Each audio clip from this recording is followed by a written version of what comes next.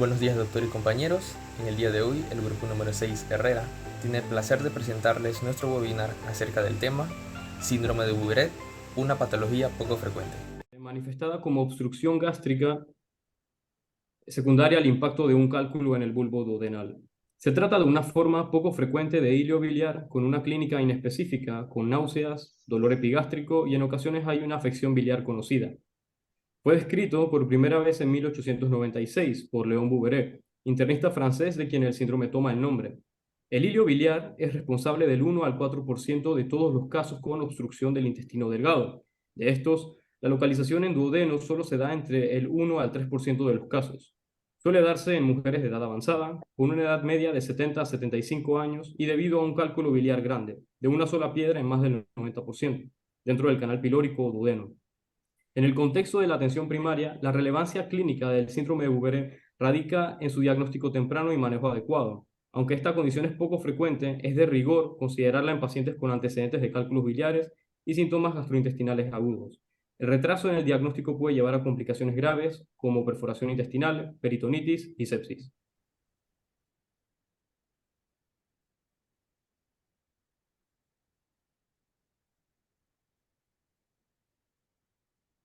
Bueno, entre las generalidades, como mi compañero acaba de mencionar, es una condición bastante rara. En una estadística de hasta el 2006 habla de solamente haber sido reportados 151 casos. La causa subyacente más común de este síndrome es un solo cálculo que obstruye el intestino delgado, el cual la mayoría de las veces tiene que tener más de 2.5 centímetros de diámetro. La edad promedio es alrededor de los 73 años y es mucho más frecuente en mujeres, hasta en un 68% de los casos. Y también es importante mencionar que representa del 1 al 3% de todos los casos de hilio biliar y puede llegar hasta 10% en una revisión japonesa que se realizó. Adelante. La clínica. Bueno, los síntomas y los signos clínicos son bastante inespecíficos y estos van a depender del sitio de la impactación de este cálculo. Los síntomas obstructivos son intermitentes, por lo que la demora en el diagnóstico de este síndrome es bastante frecuente. Pueden haber síntomas tales como dolor en el cuadrante superior derecho, con dolor abdominal generalizado tipo cólico debido a la obstrucción intestinal, puede haber pérdida de peso, pirexia, saciedad temprana, náuseas, vómitos, que pueden ser biliosos o hasta fecaloide. También va a haber distensión abdominal, constipación, pero son bastante variables en la presentación. Eh, Pueden haber signos de hemorragia digestiva alta cuando hay una erosión de la arteria gastroduodenal que se van a manifestar como la hematemesis o hasta melena. Eh, pero como para resumir, va a haber una historia de colelitiasis crónica asociada a dolor abdominal inespecífico, náuseas y vómitos en la mayoría de las veces, con hematemesis y mucho menos frecuente va a haber pirexia con histericia obstructiva. Si se demora su diagnóstico puede haber perforación intestinal, así que ya hay que empezar a buscar síntomas mucho más complicados y hasta pancreatitis. Adelante. Buenas. El diagnóstico. Actualmente se realiza el diagnóstico por imagen. Se han presentado más casos de hilio biliar, probablemente como el resultado de un alto índice de orientación diagnóstica y la mejoría de las técnicas de diagnóstico por imagen. Siguiente. En primer lugar, tenemos los rayos X de abdomen. Las radiografías de tórax y abdomen son las pruebas radiológicas iniciales. Generalmente se envía una serie gastrointestinal superior, donde se puede encontrar la llamada triada de Rigler, que consiste en aerobilia, litiasis biliar ectópica y los signos de obstrucción intestinal que se pueden presentar en el 15% de los casos. La sensibilidad de los rayos X se sitúa entre un 40 y un 70% y tiene un valor predictivo positivo del 80%. Como mencionamos, los signos radiográficos pueden ser obstrucción intestinal parcial o completa. También puede haber material de contraste en el árbol biliar o un cálculo aberrante o cambio de posición del cálculo al realizar estas radiografías seriadas. Tenemos que la presencia de 2 de los 3 primeros signos se considera patoneumónico y se encuentran del 20 al 50% de los casos. Siguiente.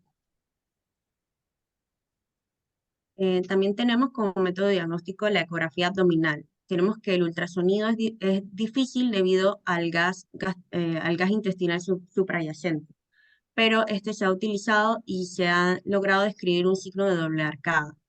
La ecografía es una herramienta de bajo costo, no es invasivo y es de elección para detectar cálculos biliares con una eficacia superior al 95%.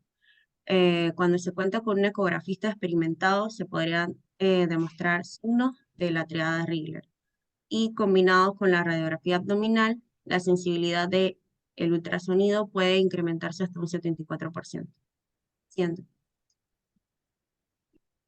Bueno, está la esófago gastroduodenoscopía, la cual es una endoscopía y este viene siendo el pilar diagnóstico.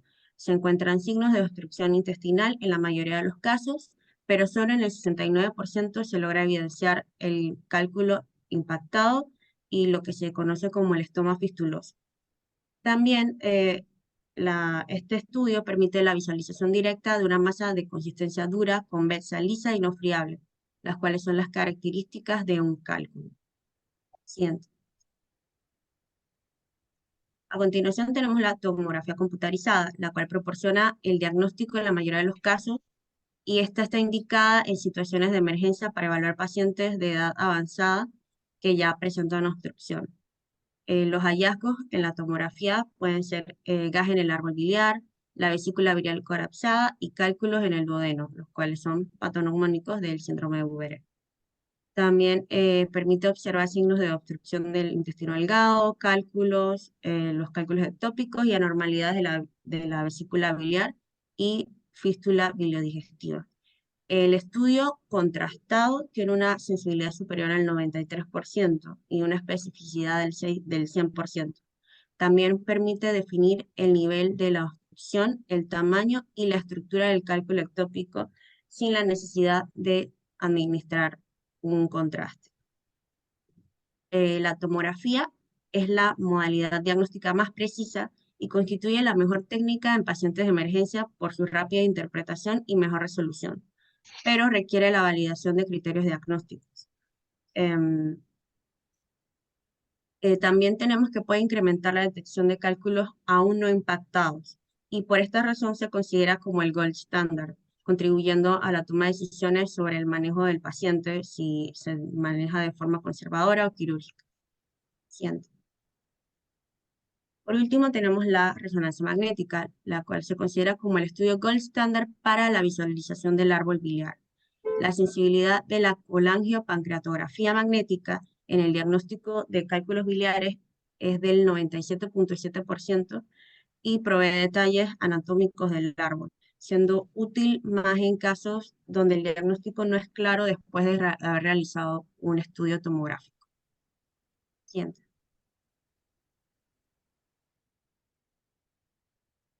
Ok, en cuanto al tratamiento, siguiente.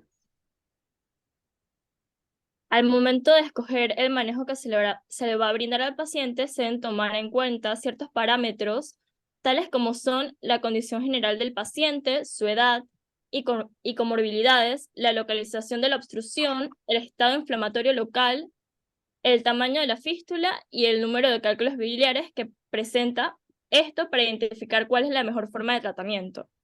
El principal objetivo del tratamiento, hay que tenerlo en cuenta, es remover el cálculo impactado y así lograr aliviar lo que es la obstrucción, que se puede llevar a cabo mediante endoscopía, cirugía u otras técnicas. Se recomienda tratamiento conservador que inicialmente sea mediante endoscopía, ya que esta es menos invasiva y se asocia a menos complicaciones. Pero hay que tener en cuenta que se requiere de un endoscopista entrenado para este tipo de procedimientos. Siguiente.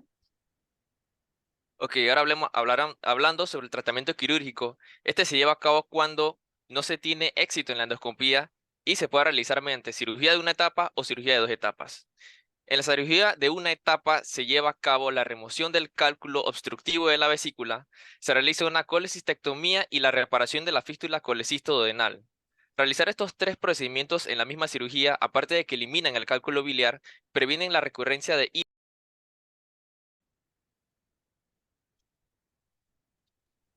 Ok, a continuación estamos observando una enterolitotomía por técnica laparoscópica. Podemos ver cómo el cirujano va explorando las asas intestinales. Podemos ver el yeyuno, se observan divertículos y va explorando las asas hasta lograr encontrar el sitio en donde se encuentra el cálculo.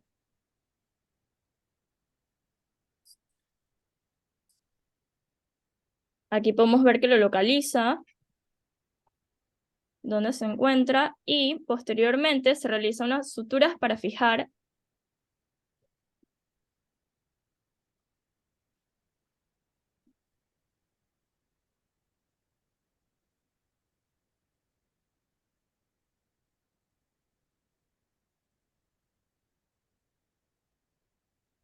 y a continuación procede a realizar una enterotomía, que es una incisión que se hace en la pared del intestino hasta llegar hacia su luz.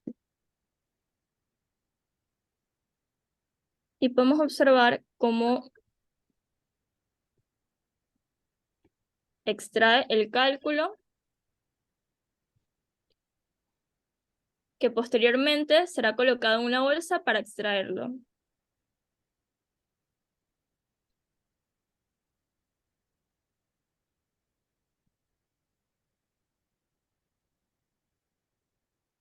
La presentación del caso clínico. Se trata de una paciente femenina de 76 años con historia de hospitalización de 2 meses previo por cuadro de colicitis aguda, Tokio 3, que fue manejada médicamente por alto riesgo anestésico porque tiene antecedentes personales patológicos de hipertensión, bloqueo de rama derecha, diabetes mellitus tipo 2, tiene EPOC con requerimiento de oxígeno suplementario, hipotiroidismo con suplementación y obesidad mórbida. La paciente consultó de nuevo a urgencias por cuadro de dolor abdominal que se localizaba en el hipocondrio derecho asociado a múltiples episodios eméticos sin coluria o acolia. Siguiente. Al examen físico no hay evidencia de signo de Murphy y los laboratorios sin leucocitosis, sin anemia, plaquetas dentro del rango normal, una bilirrubina total en 0.6, bilirrubina directa en 0.24, una fosfatasa alcalina 89, un TGO en 12 y TGP en 10. Los estudios complementarios, una ecografía con una colelitiase sin colecistitis y colédoco de 4 milímetros. Siguiente. Durante su hospitalización tuvo mal tolerancia al dolor, con deposiciones melénicas, y el plan fue una tomografía computarizada de abdomen y una endoscopia de vías altas. Siguiente. Estudios complementarios que se hicieron en el caso. Siguiente, por favor. Ok, primero tenemos la tomografía computarizada de abdomen. En esta se observó una imagen sugestiva de cálculo al nivel del duodeno, con obstrucción intestinal retrógrada secundaria y neumobilia. La imagen que sale en el slide es un ejemplo visual de cómo se observa el cálculo a nivel del duodeno, la cual presenta neumobilia señalada en la imagen con la flecha blanca. Siguiente, por favor. Bien, tenemos ahora la endoscopia de vías digestivas altas o la esofagogastroduodenoscopía. En esta se reportó en la base del bulbo duodenal un defecto de la pared con solución de continuidad que comunicaba con una cavidad epitelizada, con múltiples imágenes sugestivas de cálculos. En esta se exploró la segunda porción del duodeno, encontrando un cálculo gigante de aproximadamente 45 milímetros, que obstruía la luz del duodeno, por lo cual se hizo el diagnóstico de un síndrome de Burbe. Esta imagen que vemos aquí es una imagen representativa de los hallazgos endoscópicos del cálculo en las vías digestivas altas, donde se observa una masa pétrea y negruzca con las otras características que había descrito mi compañera al inicio. Siguiente, por favor. Ok, entonces con estos hallazgos relevantes encontrados en los estudios complementarios, se decide pues llevar a la paciente a una cirugía por laparotomía mediana supraumbilical y una vez ya en cirugía se realiza lo que es la maniobra de Kocher, que básicamente es una maniobra en la cual se levanta el duodeno y la cabeza del páncreas del retroperitoneo para poder evaluar mejor la anatomía debajo de estos. Entonces, una vez hecha esta maniobra, se encuentra un cálculo de 10 por 5 centímetros impactado en la tercera porción del duodeno, que condiciona obstrucción y dilatación retrógrada con despulimiento de la serosa en sitio de la impactación, de 4 centímetros en el borde antimesentérico. Siguiente.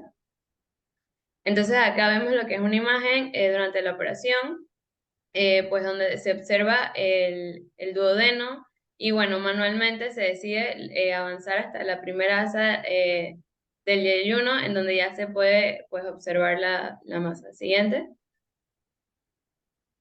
Se realiza una enterotomía que, como mencionó mi compañera, pues es una incisión a través de las asas que llega hasta la luz a 5 centímetros del asa fija y se extrae lo que es el cálculo.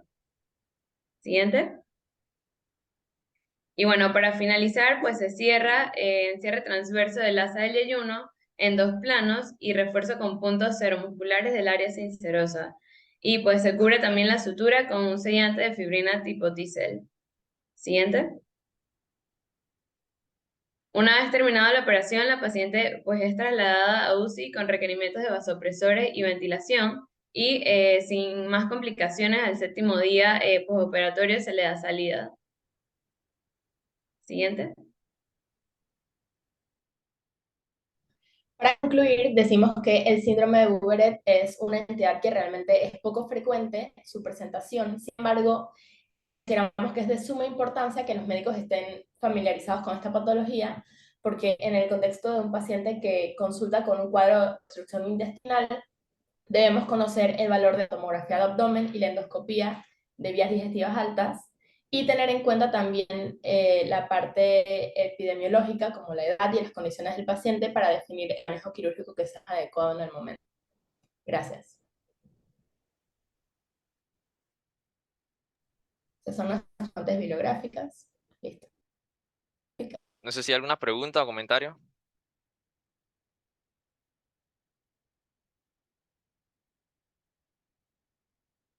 Doctor, tiene el micrófono apagado. Ahora sí. Aló, Sí, ahora sí le escucho. ¿ustedes revisaron sobre síndrome de Mirici?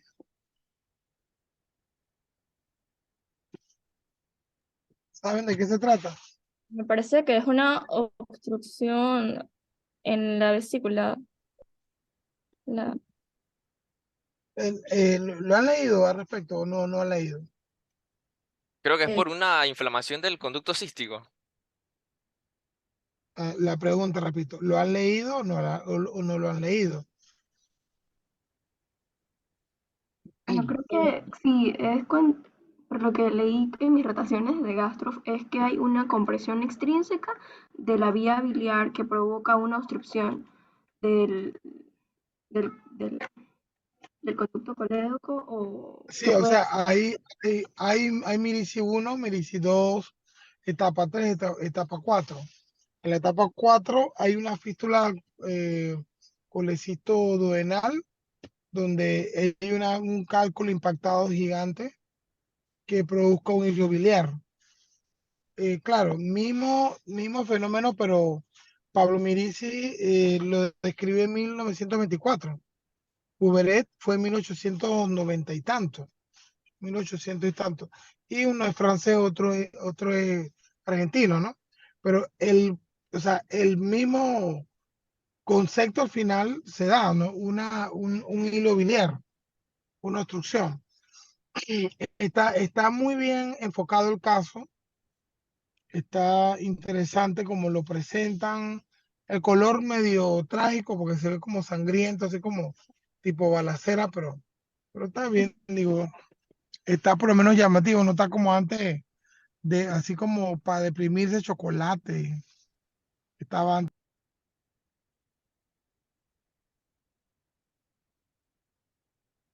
Se le se apagó el apagó el Doctor, micrófono, está doctor. muteado.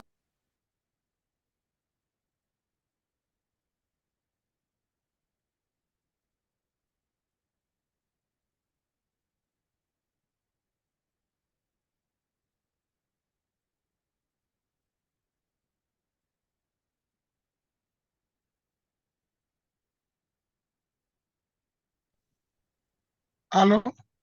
Ahora sí le escuchamos, doctor. Ahora sí. Sí, ahora sí. Sí, digo, es un tema bastante interesante porque no es algo común que van a encontrar todos los días. Eh, Importante que explicaron la parte quirúrgica, que eso es como que la base de nuestro universo es la parte quirúrgica y explicaron cómo extraerlo. No es fácil lo que vieron, ¿ah?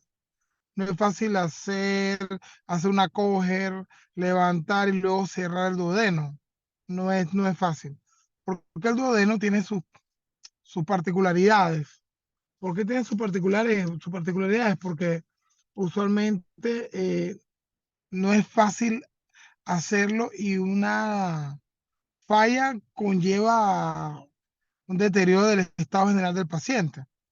Aparte, ustedes vieron que usualmente estos pacientes son obesos, hipertensos, diabéticos, tienen una serie de comorbilidades que no ayudan a su buena resolución, ¿no? Tienen sus problemas. ¿Me escuchan? Sí, Sí, doctor, le doctor. Sí, escuchamos. doctor. Ok, entonces, fue buena la revisión. Como dije, no es un tema muy frecuente que lo escuchan. Por eso yo leí mi recomendación al grupo. Pues, Buber tiene alguna diferenciación con el Mirici, porque como dijo la estudiante, la joven que mencionó, una compresión extrínseca usualmente empieza en el cístico y va corroyendo las paredes hasta que forma la fístula con el cisto duodenal y luego posteriormente hace el hilo biliar. Así que tiene su diferencia con el Boveret con respecto a todo lo que es el manejo como tal, porque tú usualmente con el Boveret hay una impactación del cálculo, mientras que con el Mirici te da un hilo biliar ya al final, cuando hay una obstrucción a nivel del ilion, de la válvula, ¿no? Ileocecal. Así que bueno, ve bien completo, interesante el caso. Yo pienso que no tengo ninguna otra aportación que dar y que bueno, también tuvo bien presentado, ¿no? Eso es importante. Tuvo presentado, todos participaron y me pareció bien su presentación, en conclusión. Así que bueno, ese es mi aporte con respecto al Mirici. Sí sería bueno que hagan la correlación con el Mirici. Esa pregunta no se la hice antes porque cuando me presentaron todo, porque es como para dar el aporte. Es importante que hagan la correlación con el Mirici y que vean las diferencias respectivas, ¿no? Así que bueno, yo pienso que bastante bien. Ese es mi aporte. Gracias, doctor. No sé si alguno de mis compañeros tiene otra pregunta o comentario acerca del webinar.